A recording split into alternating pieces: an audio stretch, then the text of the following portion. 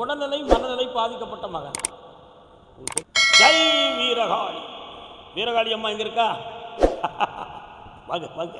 நானும் பக்கத்தில் இருப்பேன். கருப்பசாமி இருக்கனா?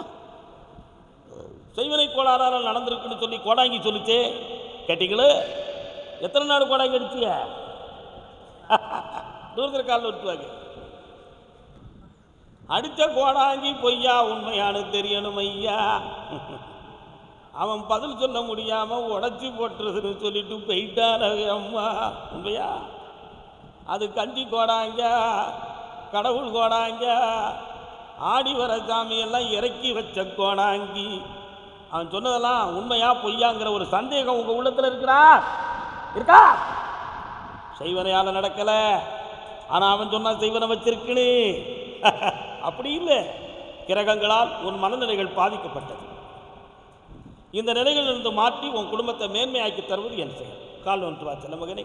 என்னுடைய எண்ணிக்குள்ள போன சக்கரத்தாழ்வார்னு ஒரு தெய்வ ஸ்தலம் இருக்கோ?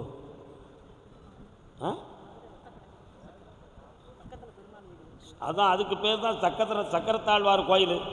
சக்கரத்தால் உடல் அறுத்தால் சலந்தரன்.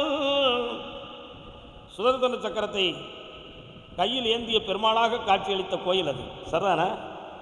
ஆனாலும் நீங்க எங்கேயே கிடாய் வேண்டுதலை பண்ணியிருக்கலாம்ல. அது எங்கே? எந்த கோயிலுக்கு? எந்த ஊரில் இருக்காரு?